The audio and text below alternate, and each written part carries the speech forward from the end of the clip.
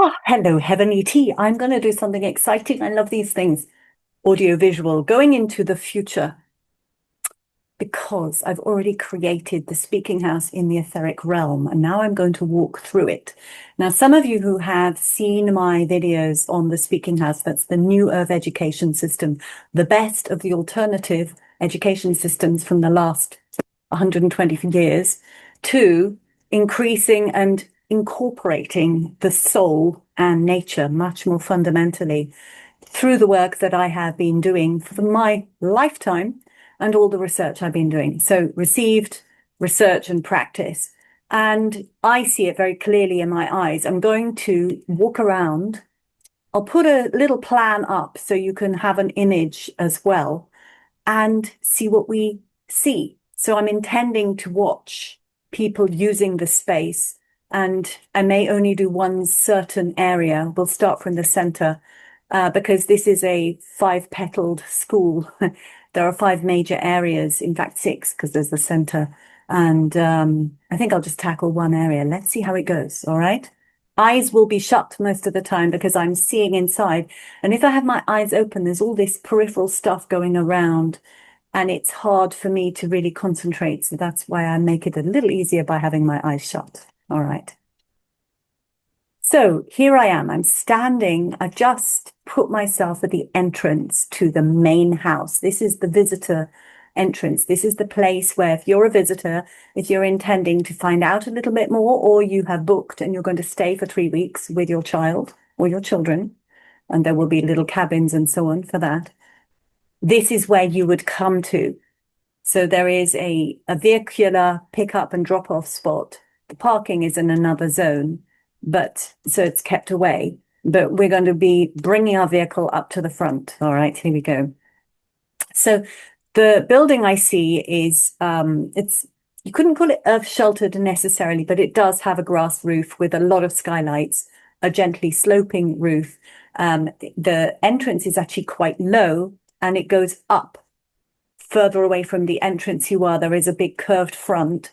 There is a lot of timber cladding with windows. So it's a vertical timber cladding and windows, large and lighted area. But this is the sheltered entrance zone. There is quite a deep overhang of the roof. I would say it's about 10 foot. So that's about 2.5 meters. So that you can gather, a few people can gather and be out of the weather in a zone before actually entering. So there is a staggered entrance. What I'm seeing is a building that has this roof that slopes away from the viewer.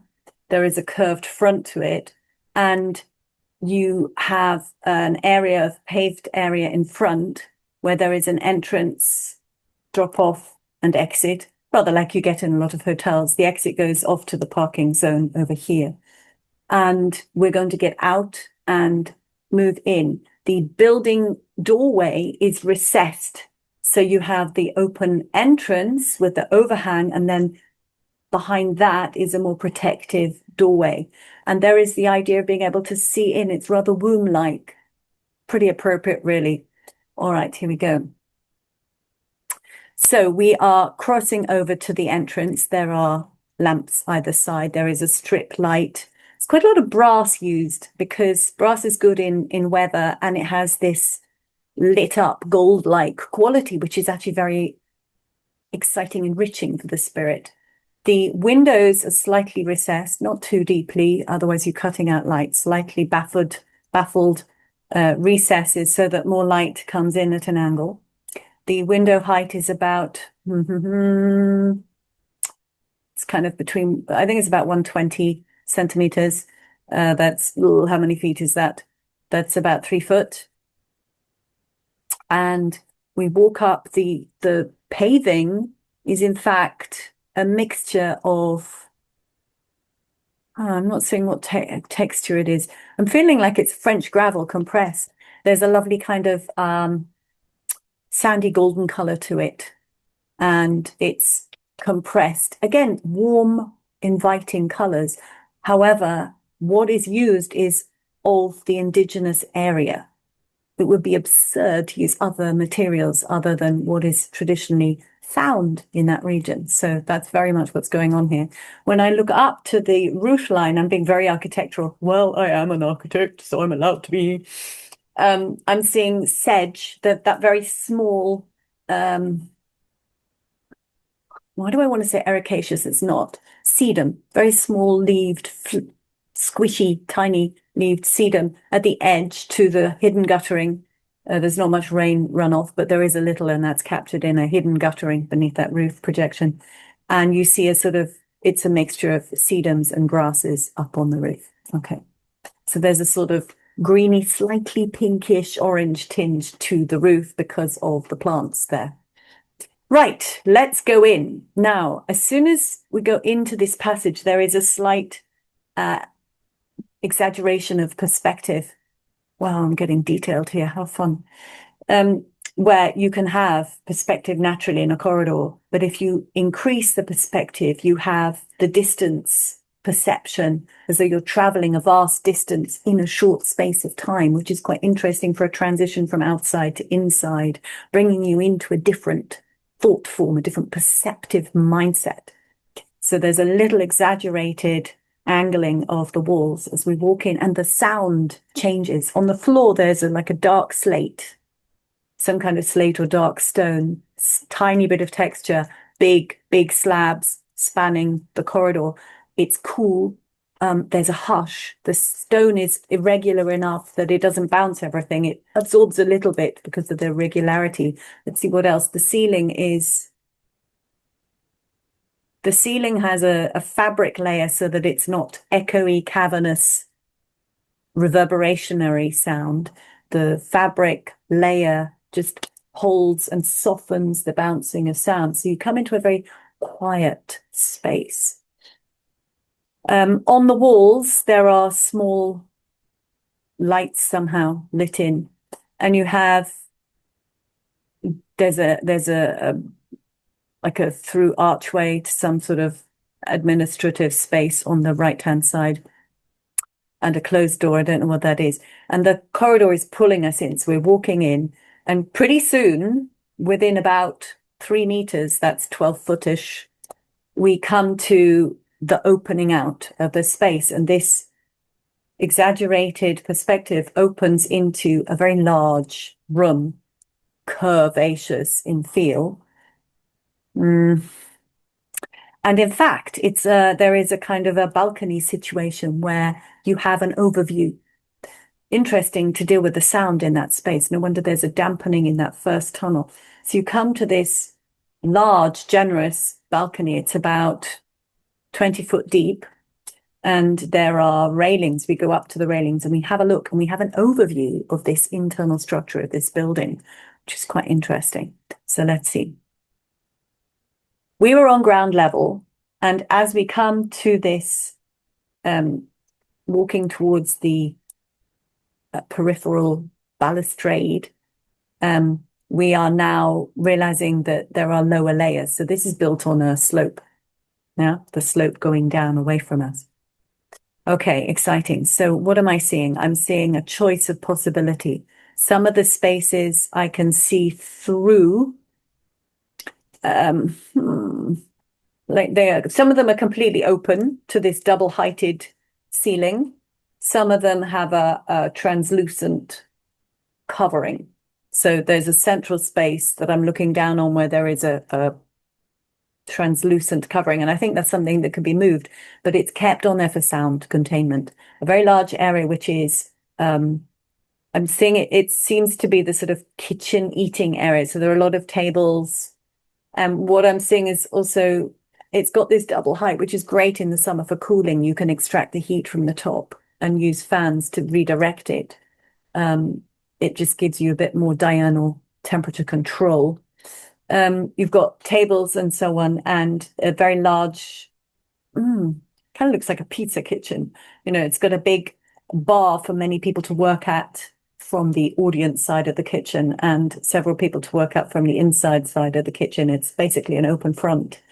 And then these tables arranged where people come in to eat. So that's the dining region on the left as I look down. And there seems to be I think that this side of the railing leads off to a staircase. We'll have a look in there in a moment. Let's just look over some more space.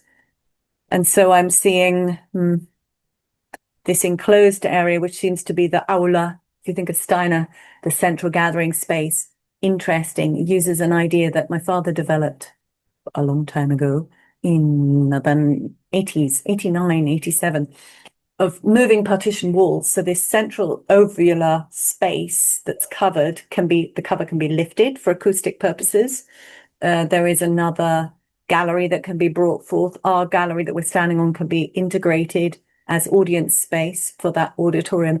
And the walls can be removed panel by panel, like a slide back, so that the eating area and that become integrated. And I think the same with the room on this side, so it can become a very large space.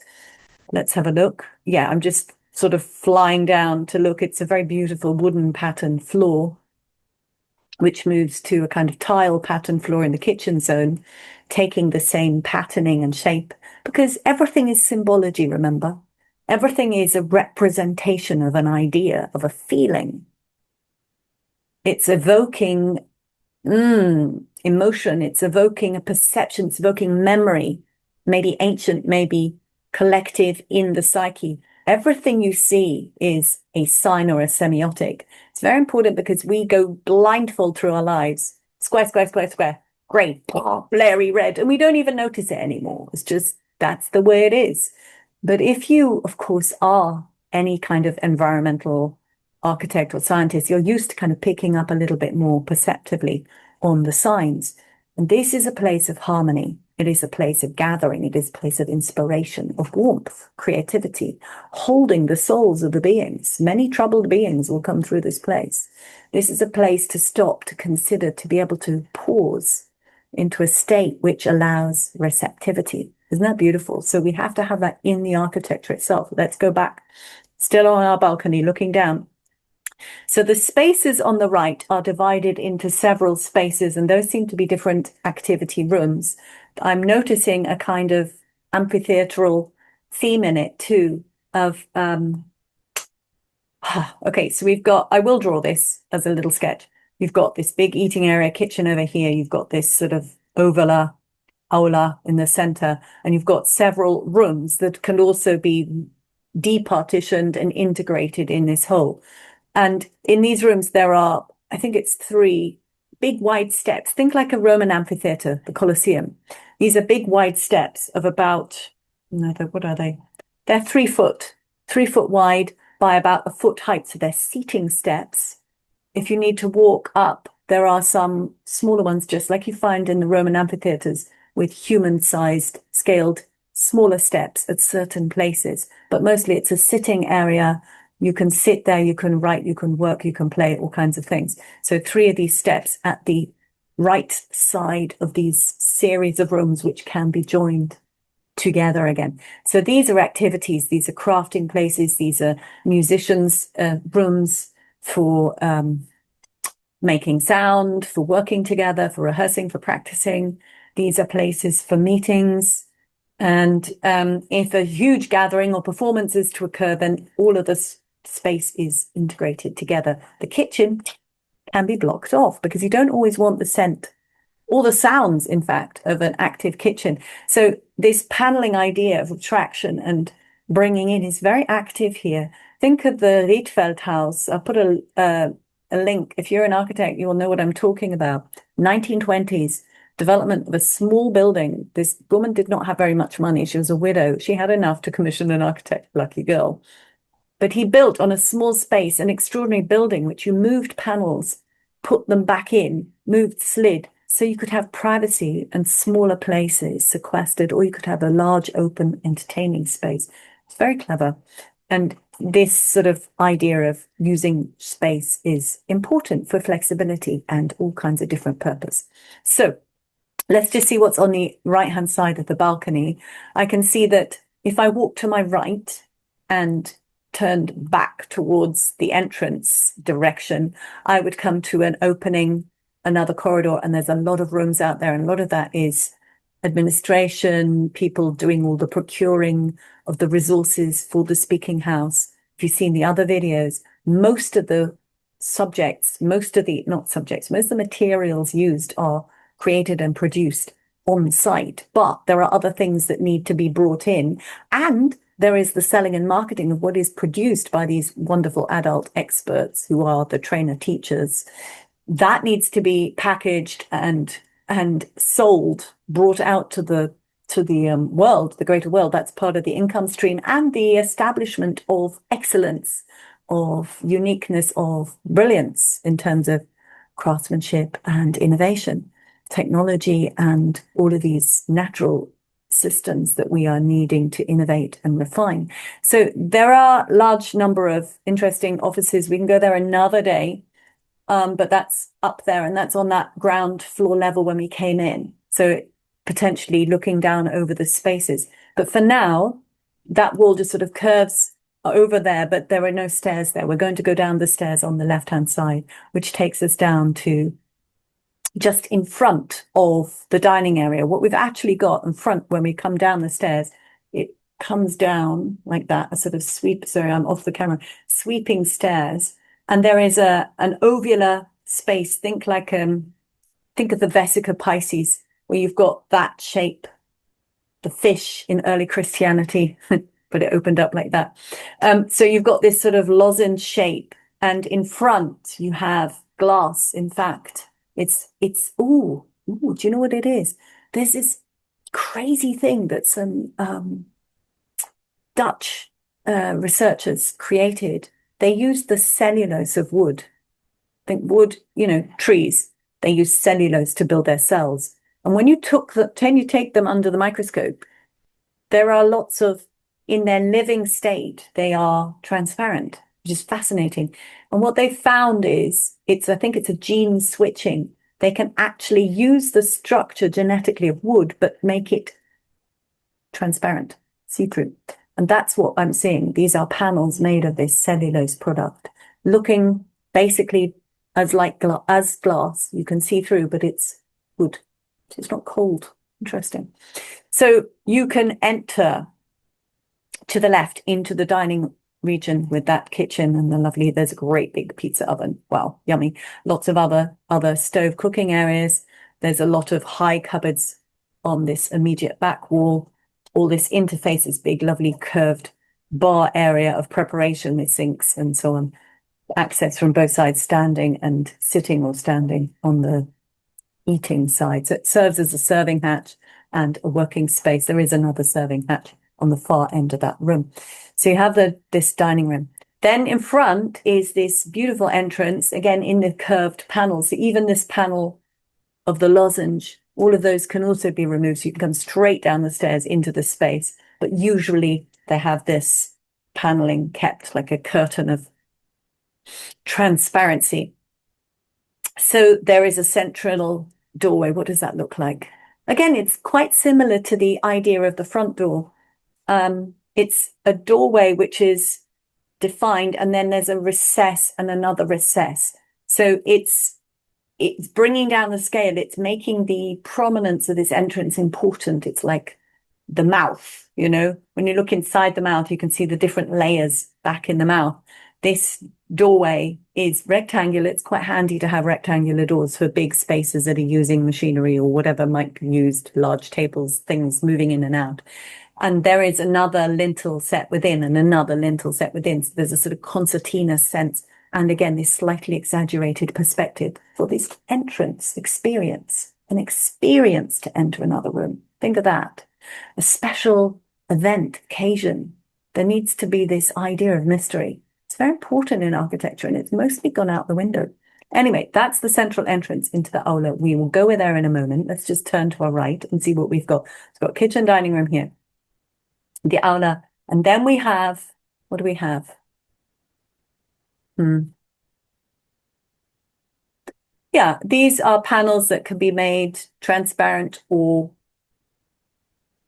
clouded down to opaque. And there are doorways through, and there is a corridor on the top, which leads to all these rooms. You can enter into the first room, which, if the panels are removed, takes you into all of that series of rooms on the right-hand side, or you can take the higher passageway just beyond those 3 steps I talked about, the amphitheater steps, and you have a surrounding corridor from which you can enter into the different spaces when the partitions are up. So we have different systems of entrance. And then just beyond that, underneath the administrative region, we have more storage, in fact, because it's quite a nice route for certain storage to the dining rooms, from the dining rooms of preparation to there, because they're used not only for dining, they're used for preparation of other things. So there's storage, there's, what else is there?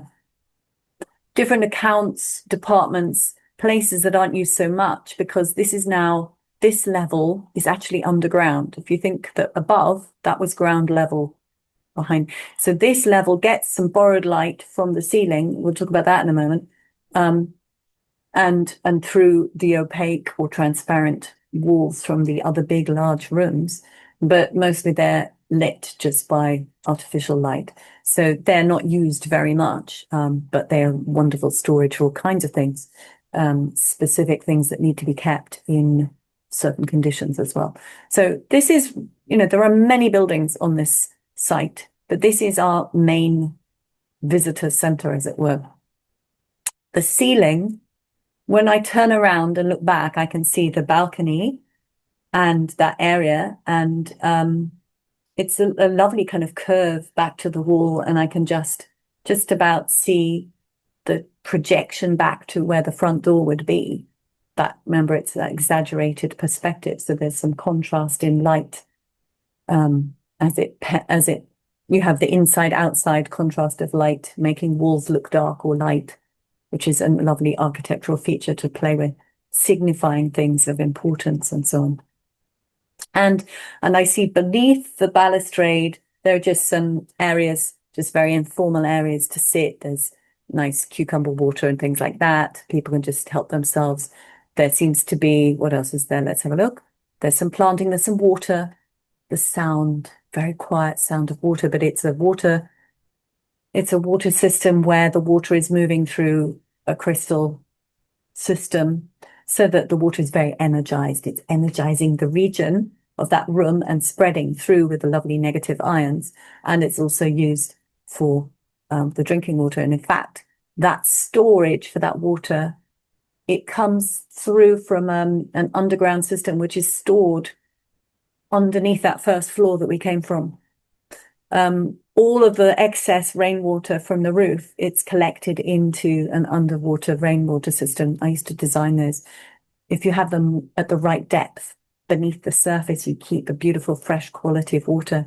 And if you put them through certain basic filters, such as charcoal and sand in layers, Victor Schauberger style, you have a beautiful water. And then if you energize it over a crystal bed, this is like a crystal. Imagine if you've got different crystals, some of them are big chunks that have been dug out and others put together. So it's a sort of mosaic of crystal over which this water runs. And some of it becomes the drinking water in a very attractive little kind of waist height, small basin to just be beautiful in that space with the sound. But also that water then goes and is used for the rest of that building. So it's a beautiful way of bringing it from the outside inside and using it and purifying it and energizing it. How lovely is that? Beautiful. Okay, where are we going to go in next? Well, let's go into the central aula and have a look and listen and feel. All right, so there, with this, I've talked about the staggered doorway. There are also a couple of steps down, so it's just down a little bit more. Remember, we had the 3 steps on the amphitheater side. So this aula, as we go through this concertina door, there is a beautiful staircase. Again, can be used as seating. So each step is about, that's about 40 centimeters. Well, that's about 40 centimeters. They're about 35 centimeters, just over a foot, about a foot deep, the steps. And yeah, I think they're made of wood, although there seems to be some sort of terracotta in there too at the edges. I don't know, probably wood. Hard to tell always. And it's a sort of semicircular. So from our lozenge, our entrance, around that entrance, as you come in, you descend with this steps into the aula. Now the sound, let's look at the sound. Let's see if I can, I'm smelling. Let's smell the scent. There is a lovely thing. I'm crazy about eucalyptus. Ever since I went to Portugal, age 15, finished what did I finish? My A-levels, my O-levels, GCSEs, the school midterm ones. And my father wanted a holiday and he was divorced or separated from my mother. So he took me. He didn't really, he just wanted a partner, but I was there and enjoyed what I could. And we stayed in this beautiful finca, an old farmhouse, gorgeous one.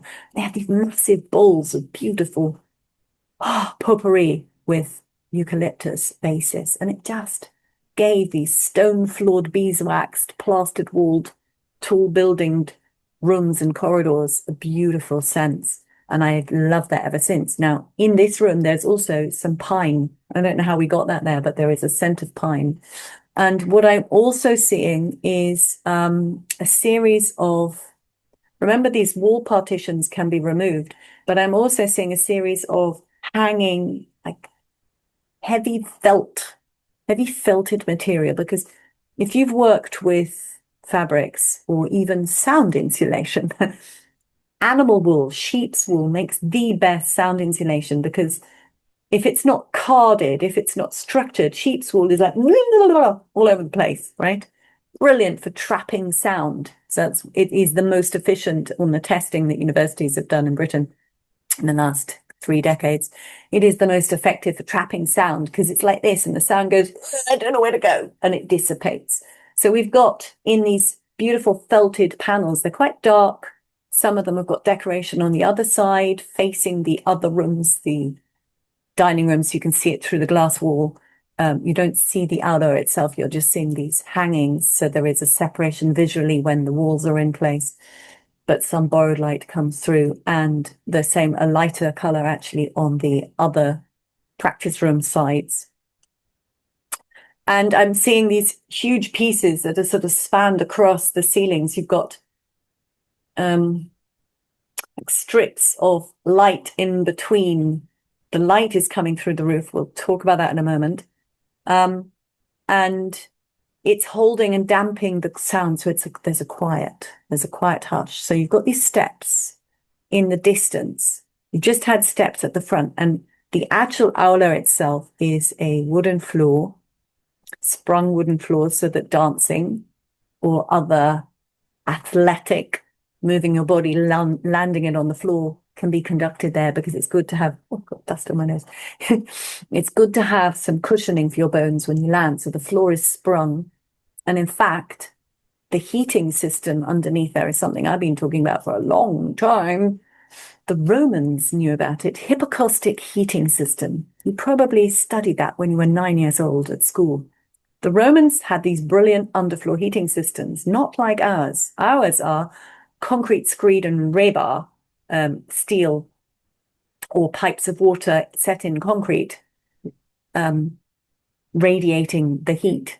That's quite nice. However, sometimes you can get some entrapment with the electromagnetics and the electric currents that follow the metal steel of these pipes. And it can be a negative situation with underfloor heating. But the Romans used steam. They used fires and steam underneath. So they had fires in a certain place, like the boiler room, you would call it. And the hot air from that, which was slightly damp, would come through and be in this space under the floor. So you had this wonderful, mild tempered, slightly damp, not drying atmosphere that would come through the floor. And that's what we have in this situation. High technology, adaptive from, yes, ancient Roman tech, which was probably stolen from somewhere else or borrowed, maybe. Anyway, so a beautiful wooden floor, sprung floor on the top there. At the end, there are windows, and I can just perceive the outside space, garden, terrace region, which you can imagine could take people out there. There are also 2 areas, left and right towards the back. So there's a sort of exit in the center opposite this entrance with the steps, where you can see light and you can see space. But on two sides, either side of that, are essentially mini stages. And they can be built across. You have a larger stage if you want to have a stage at that point. And they can also be pulled out and put into the centers. You can have a central stage in this aula. So they're sort of on casters, if you imagine. They can be pulled away from their set places at the walls and recombined into a central stage, or even recombined onto the front where the steps are, and that can become the stage. So it's about flexibility, careful design, so that certain shapes will be able to be moved on very fine tracks on the floor, so that they can be slotted in position for different events and ceremonies and playful things that go on there. Right, now we look up to the ceiling. So in between these big, broad strips of felted fabric, which are, they're about 2 meters. It's hard to tell because they're so big up in the sky, up in the Himmels, I wanted to say, up on the ceiling. They're about 2 meters wide. And in between each of these strips that go from wall, ceiling, down the wall, there is a width of window, which is, think of your big Velux windows. So they're about, I think 1 meter 23 foot is about the widest Velux window you can get, so that you can pull it down and close it.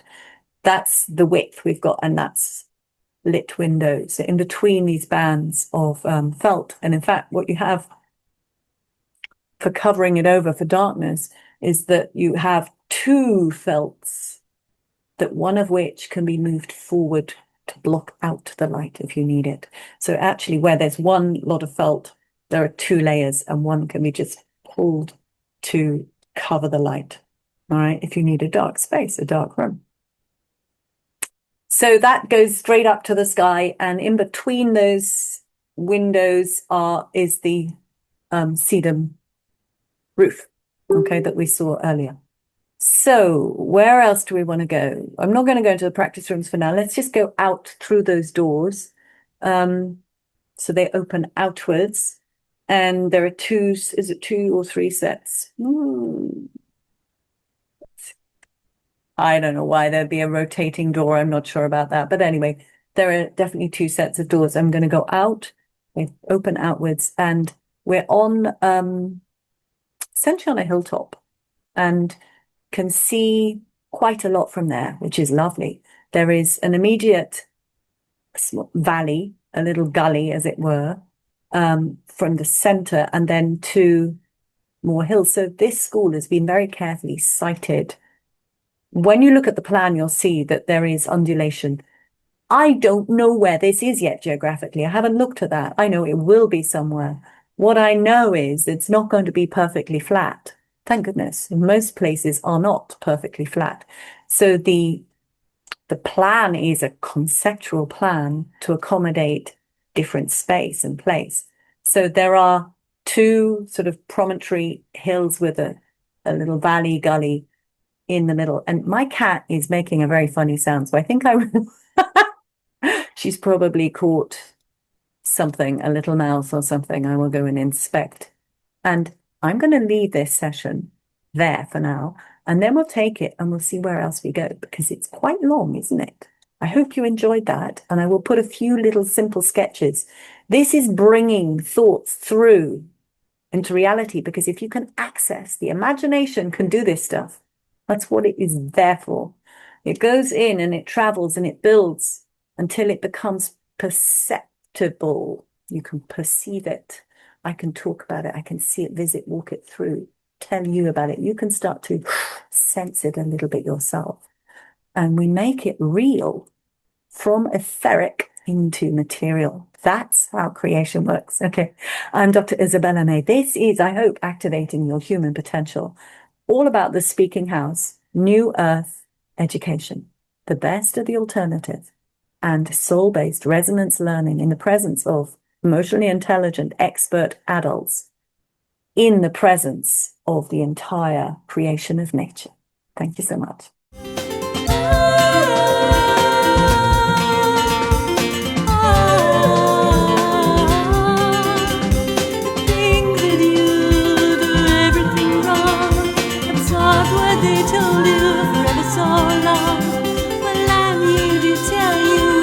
just a lie. You're really my lovely baby pie.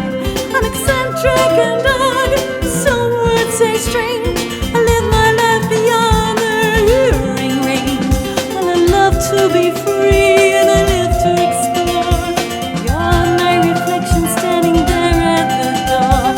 Bird, beacons and high, filling all up with goodies from the sky.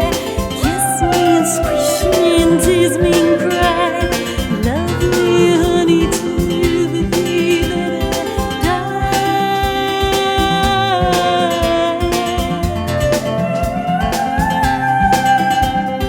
Think it's a shame